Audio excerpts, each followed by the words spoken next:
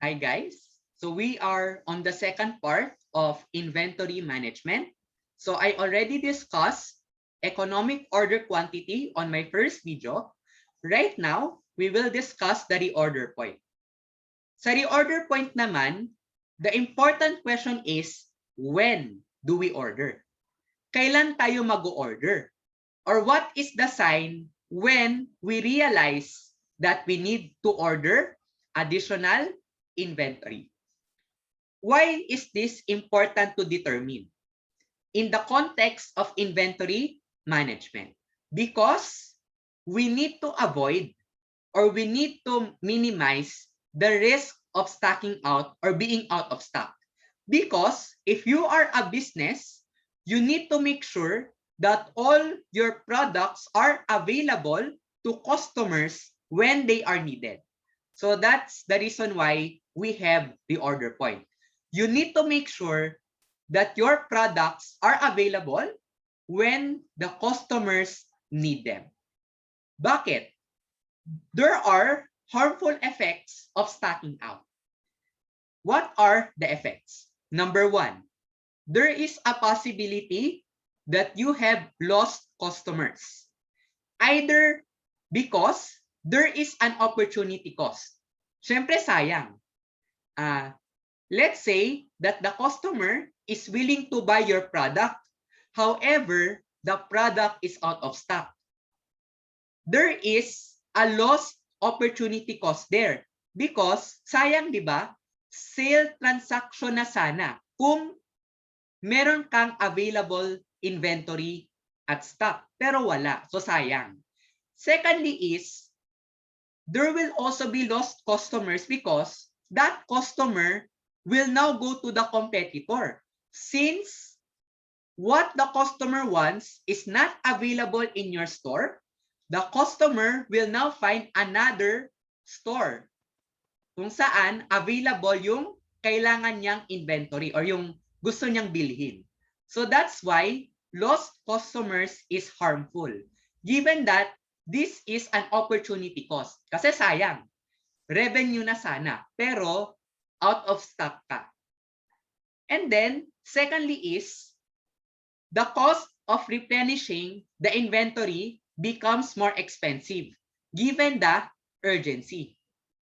At the point in which the company is on pressured or if the company is pressured to purchase additional inventory because of the request or the pressure from the customer, the cost of replenishing the inventory becomes more expensive. Kasi you want it right away. If you are the company, you want to purchase or replenish the inventory as soon as possible. What does it mean? It means that you are willing to spend a lot of money just to make sure that you can replenish the inventory as soon as possible. So, example, you plan or you are planning to replenish the inventory.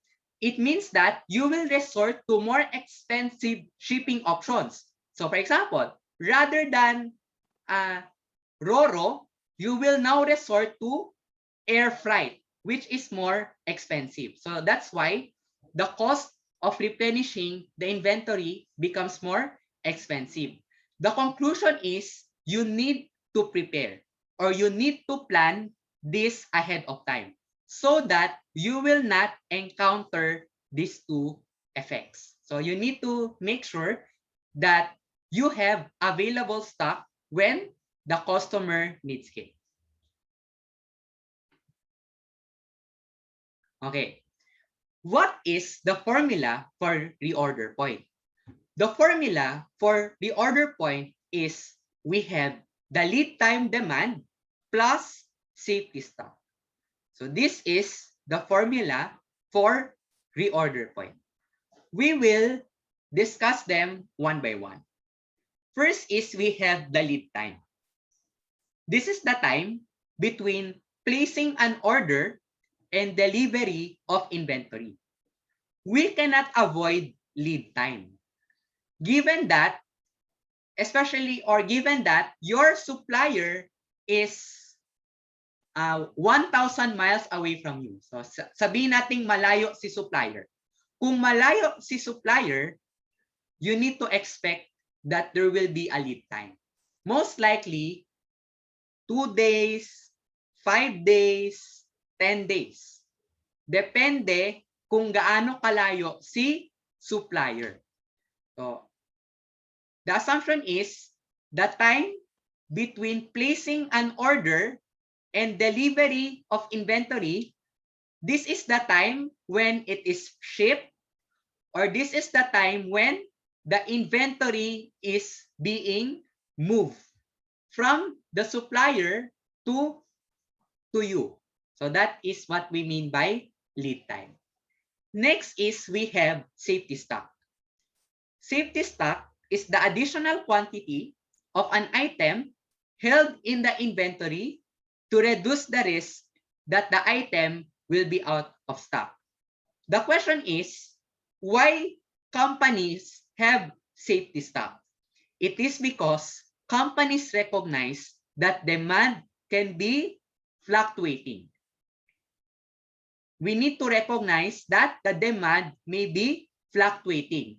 If the demand is fluctuating, the company needs to have a safety stock just in case, or for contingency purposes. Just to be safe, you need to have additional stock, especially that the demand can be fluctuating.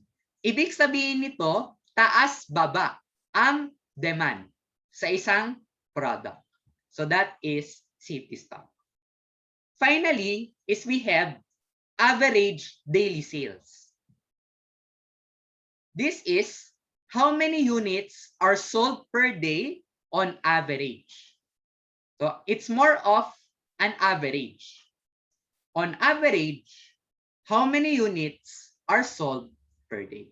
So that is what we mean by average daily sales.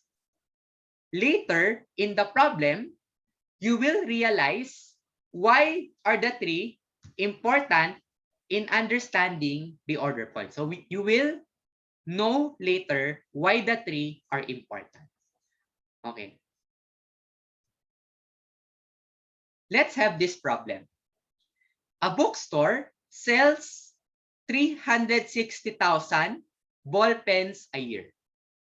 The time you place an order with your supplier, it takes 10 days for the product to arrive in the warehouse. The company decided to have 8 days of safety stock.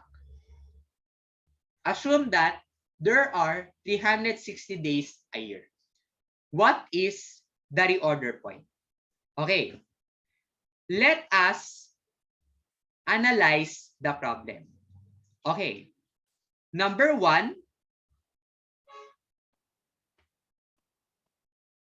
the 10 days. What is 10 days? 10 days is the lead time. So ito yung lead time. From the time that you place an order to your supplier until the time that the product will arrive in the warehouse. So there will be a 10-day difference. So this is the lead time. So 10 days. And then 8 days of safety stock. What does it mean? It means that the company needs to have a safety stock equivalent to 8 days. Equivalent to 8 days. So yun yung ibig sabihin ng 8 days of safety stock. The company has a safety stock equivalent to 8 days of sales. So what is that? We will determine later. Okay. Let's now go to the computation. Okay. First is, we need to compute first what is the daily sales or the average daily sales. the sales per year is 360,000 units. So that's why we will divide 360,000 units a year divided by 360 days. Therefore, on average, the daily sales of ball pen is 1,000 units a day. So this is the daily sales. So ito yung everyday. So everyday, the company can sell 1,000 units of ball pen. And then, next is, we will multiply 10 days of lead time times 1,000 units a day. So it means that you need to have an inventory equivalent to 10 days or equivalent to 10 days. So that will be 10 days times 1,000 units a day, plus you also have your safety stock equivalent to 8 days of sales. So that's why we will multiply 8 days times 1,000 units a day. So ito naman yung nasa safety stock. So therefore, the safety stock of the company is 8,000 units. Kasi yung safety stock nila is equivalent to 8 days of sales. Therefore, adding the lead time demand plus the safety stock, the reorder point is 18,000 units. Okay? Okay. Clarification. There are times that safety stock is given in the problem. Minsan sa problem, minibigay agad ang safety stock. So minsan, given sa problem, the safety stock is 5,000 units or the safety stock is 10,000 units. So minsan given yan sa problem. But there are times that safety stock is expressed in days. So sabihin natin safety stock equivalent to 8 days of sale. So parang ganun paminsan yung problem. Therefore, the reorder point is 18,000 units. What does it imply? It implies that if your inventory reaches down to 18,000 units, you need to order again. Ganon yung analysis niya. If your inventory goes down to the level of 18,000 units, you need to reorder again.